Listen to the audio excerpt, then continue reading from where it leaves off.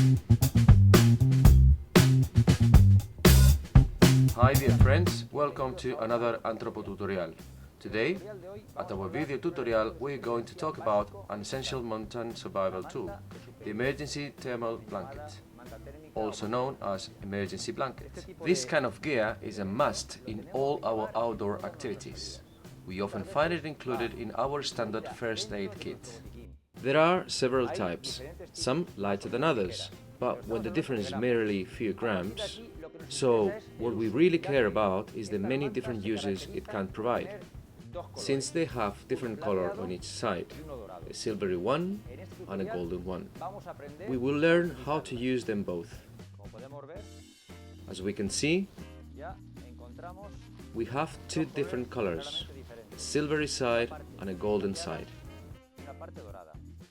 It is crucial the importance these two colors will have when it comes to terms of their uses as an emergency tool. Silvery side, golden side. Isabel is going to help us on the next scenario.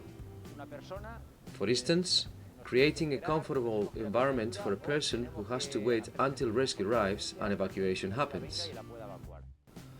Our aim right now is to prevent hypothermia. And this is very important, prevention, as hypothermia is something you can foresee. We mustn't let someone fall into hypothermia and try to relieve the symptoms after, as it is very difficult to minimize the symptom of hypothermia in a mountain environment. So, the first step is to help him to pull in all the clothes she carries on his backpack. Once he is with all his clothes on, he must be isolated from the ground. So, ignore the place where you're now. Just imagine we are on the snow or in a very cold place. On these situations, the radiation in contact with a cold surface can make someone get into hypothermia very quickly. What can be useful to isolate him from the ground? Our backpack. So now it comes the important bit, the use of different colors. Silver side is like a mirror. It reflects the sun, the heat, the sun radiation. Whereas the golden side doesn't reflect, it absorbs energy. So, in a scenario where we want to avoid a person falling into hypothermia, it should be the silvery side, the one in contact with his body. This way, his own body radiation will be reflected and will bounce back to the person.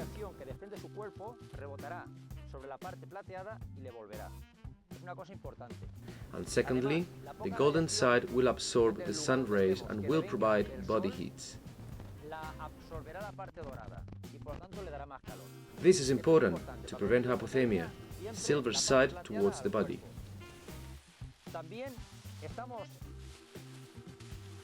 We are also preventing the hypothermia since the rescue blanket is a non-porous item that fights the humidity and also works as a wind stopper.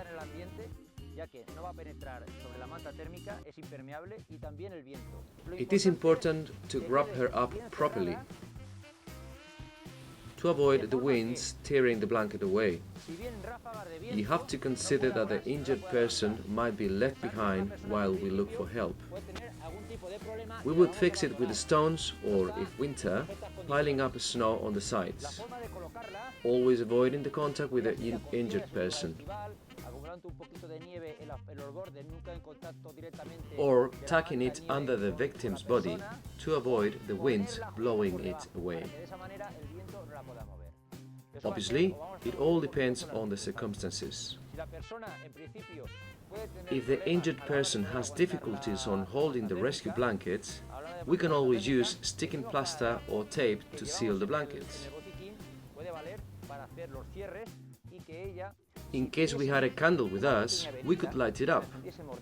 Its heat could multiply by 10 its radiation and help to raise substantially the temperature inside the blanket. And of course, we will leave handy a head torch with her in case it gets dark or simply to make light signs. We will also leave some water. Whenever we have to leave and ask for help, we must respect this principle. In this case, the person cannot be sitting until we come back. She has to lay down, or maybe she has a problem and cannot be standing. What should we do in this case? In first place, as there's a bigger surface in contact with the ground, the injured person should be isolated from it, using for this purpose either our backpack, a rope, clothes, if we don't have a sleeping bag with us, but we have to make sure we create an insulated layer.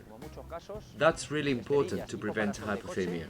We can also carry with you a car sunscreen protector, simple and light.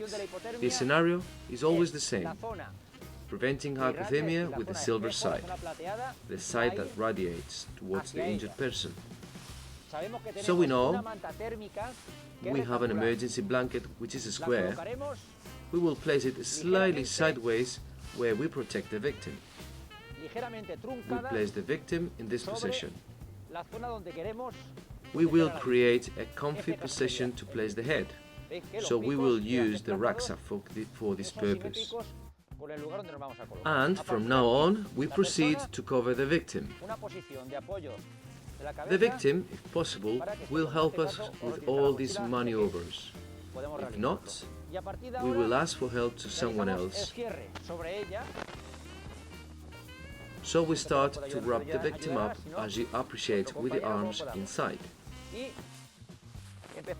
One arm will be placed here, and the other one on the next level.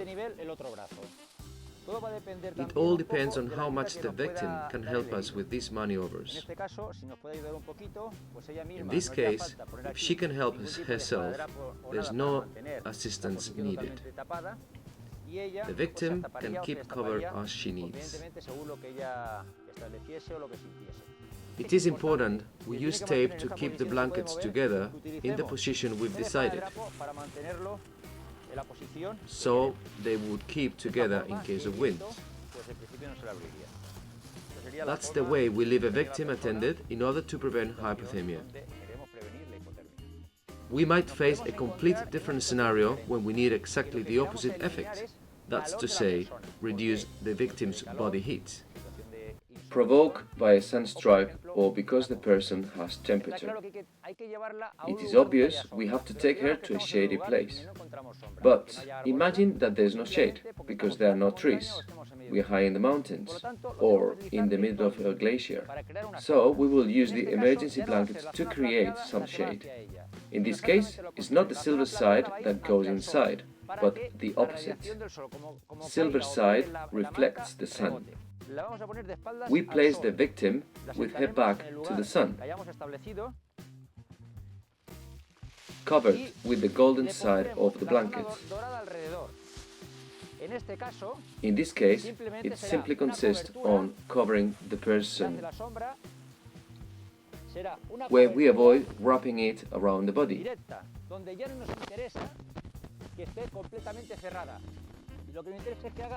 We need shade and ventilation. The emergency blanket has other uses, like a visual sign in case of being rescued by a helicopter or airplane. We will place it in an open area and fixed with some stones, but allowing the wind shaking its reflections to the air. We will place it in an open area and fixed with some stones, but allowing the wind shaking its reflections to the air. These reflections flashing in every direction can be visible from the sky and will be easier to spot.